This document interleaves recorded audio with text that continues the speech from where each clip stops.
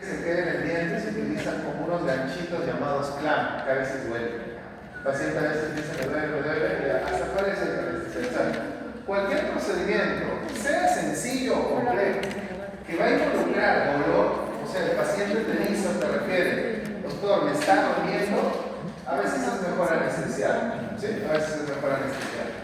Entonces, ¿qué diferencia habrá entre la palabra anestesia y analgesia, por ejemplo? Es lo que vamos a ver la próxima semana. La próxima semana ya vamos a ver analgésicos. ¿Qué diferencia habrá? Que cuando yo le coloco al paciente un analgésico, lo que hago es reducir el dolor que puede sentir. Cuando yo coloco un anestésico, estoy bloqueando cualquier sensibilidad. O sea, el paciente no siente nada. ¿Entiendes? Una cosa es reducirte un dolor y que siga sintiendo. O sea, yo le coloco al paciente el dedo en el día y que sigue sintiendo. Y otra cosa es bloquear totalmente cualquier información sensitiva. O sea, el paciente no siente nada, absolutamente nada.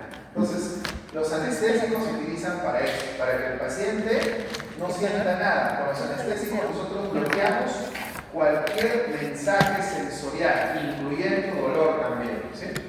Entonces, vamos a responder en esta clase algunas preguntas. Por ejemplo, ya hemos respondido a la primera. ¿En qué casos daríamos anestesia? ¿En qué casos? En cualquier procedimiento que involucre dolor. Algunos anestésicos tienen adrenalina, y esto lo hemos visto en clases previas. ¿Se acuerdan cuando veíamos sinergismo de facilitación? ¿Ya? Más o menos ya conversamos por qué se le agrega la adrenalina a los cartuchos de anestesia. Pero vamos a reforzar nuevamente ese. Y la pregunta es, ¿se le puede administrar la misma cantidad de anestesia a un niño como a un adulto? Les voy adelantando esta respuesta. Cuando nosotros administramos anestesia, sea niño o sea adulto, siempre la dosificación es miligramo por kilo. Miligramo por kilo. ¿Por qué? Porque son medicamentos que si yo doy una dosis excesivamente alta, podríamos generar problemas y daño. Por eso hay que ser muy exactos. Miligramo por kilo de peso. Acá tenemos en esta diapositiva una lista de muchos anestésicos. Por ejemplo, el primer anestésico que existió fue este de acá, la cocaína. Aunque no lo crean, la cocaína antes se usaba como un anestesia. Antes, antiguamente. Por eso dicen que cocaína, sí. La cocaína. Esa misma.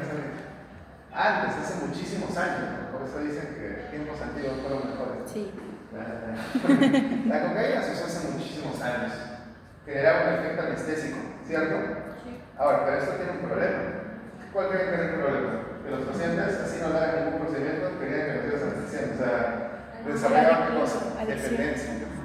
Miren, a partir de este momento, traten de no utilizar el término adicción, ¿ya? Porque adicción es un término muy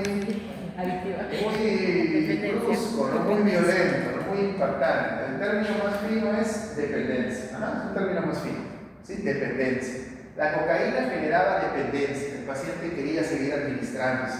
Y otra cosa, la cocaína, como pertenece a un grupo llamado ésteres, generaba reacciones de alergia, reacciones de hipersensibilidad, ¿sí?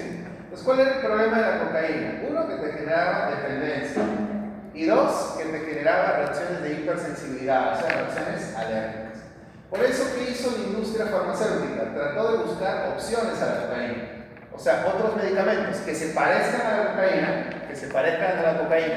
o sea, que hagan un efecto anestésico, pero que no genere tanto daño. ¿Se entiende? Entonces, como vieron que la cocaína generaba dependencia, generaba reacciones alérgicas, la industria farmacéutica trató de modificar la cocaína para que no genere tanto daño y se creó la procaína, se creó la tetracaína. Estos medicamentos de acá también eran buenos anestésicos y ya no generaban dependencia. Eso es lo bueno. ¿Pero qué creen que seguían generando? Seguían generando dependencia, pero ¿qué no habían corregido? La hipersensibilidad. Seguían creando cuadros de alergia. ¿Se entiende? Entonces, ¿qué hizo la industria farmacéutica? Y dijeron, ¿saben qué? Vamos a dejar de usar los ésteres, porque ¿a qué familia pertenecen estos? Ésteres. Y vamos a crear nuevos anestésicos y crearon a las amidas, que son otro grupo de anestésicos. Amidas. Y crearon a la lidocaína, crearon a la bupivacaína, estos son amidas. ¿Saben qué es lo bueno de las amidas, chicos? Que las amidas son buenos anestésicos y no generan ni dependencia ni tampoco cuadros de hipersensibilidad. O sea, con las amidas corrigieron todo. Por eso en la actualidad, ¿qué usamos más en medicina, en odontología, en enfermería, en obstetricia? ¿Qué se usan más? ¿Los ésteres o las amidas? Las amidas, porque tienen menos reacciones de hipersensibilidad y obviamente no desarrollan dependencia, ¿sí? Entonces, si vemos la clasificación, nosotros tenemos dos tipos de anestésicos locales. Tenemos los anestésicos locales de tipo ésteres. Por ejemplo, acá tenemos estos ejemplitos de acá: la procaína, la clorprocaína, la tetracaína, la benzocaína. Todos estos pertenecen al grupo de los ésteres, ¿sí? A los ésteres. Ahora, pregunta, ¿por qué habría resaltado a la benzocaína en este grupo?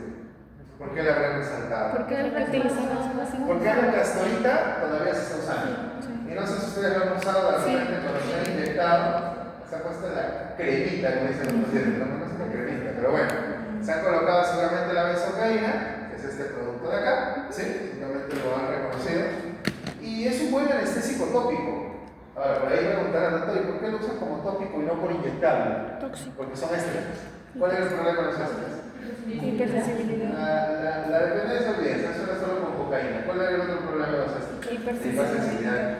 ¿Y cómo yo consigo hipersensibilidad? ¿Colocándolo de manera tópica o inyectándolo? Inyectando. Por eso este medicamento, benzocaína, en la actualidad funciona muy bien, pero se utiliza solamente por vía tópica. Ahora, lo malo de este medicamento es que no está recomendado, por ejemplo, su uso en pacientes pediátricos, porque los ésteres, especialmente la benzocaína, no es recomendable en niños porque pueden generar una patología que se llama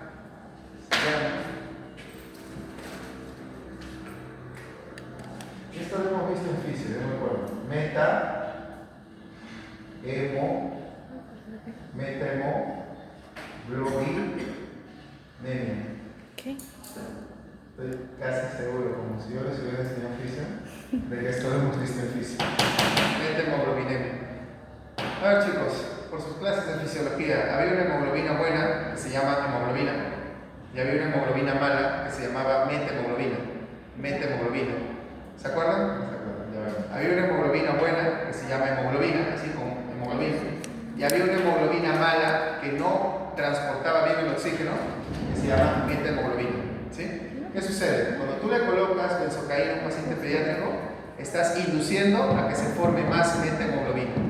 ¿Cómo se llama la enfermedad donde aumenta la cantidad de metemoglobina? ¿Cómo se llama? Metahemoglobinemia. ¿Sí? Así se llama la enfermedad, por un aumento de la metemoglobina. Y eso puede generar problemas en niños, problemas de oxigenación. ¿Sí? Por eso la benzocaína es un producto que se está dejando de utilizar como tópico, por lo menos en niños. ¿Sí? Incluso ahora como tópico en niños. La lidocaína. ¿Han visto que hay, de repente todavía no lo han comprado, no lo han encargado? Hay una lidocaína en un frasquito amarillo que es en spray. Algunos lo utilizan. Eso, por ejemplo, lo usan los médicos para endoscopías. ¿Saben qué es una endoscopía? Cuando agarran una manguera, te la colocan por la garganta, ¿cierto? Sí, Ya, ¿qué hacen los médicos? Agarran el spray y te lo, en la parte de la orofaringe para que no hagas náuseas.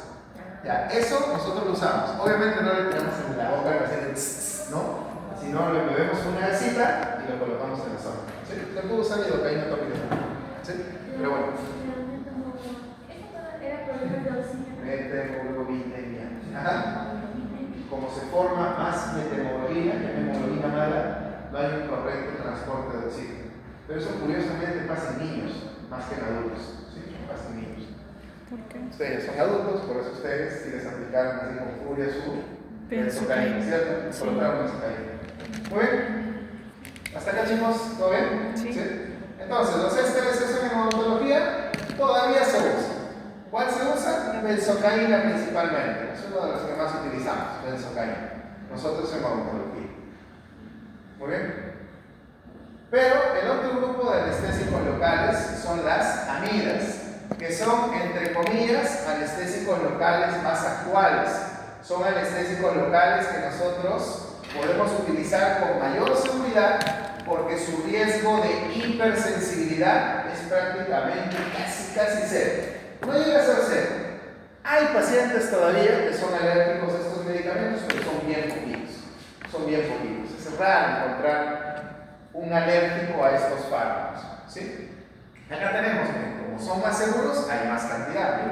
Tenemos la icaína, la bupivacaína, la etilocaína, la levobupivacaína, la lidocaína, bupivacaína, prilocaína. Ojo, por favor, no se confundan. Este anestésico de acá a veces algunos se confunden. Este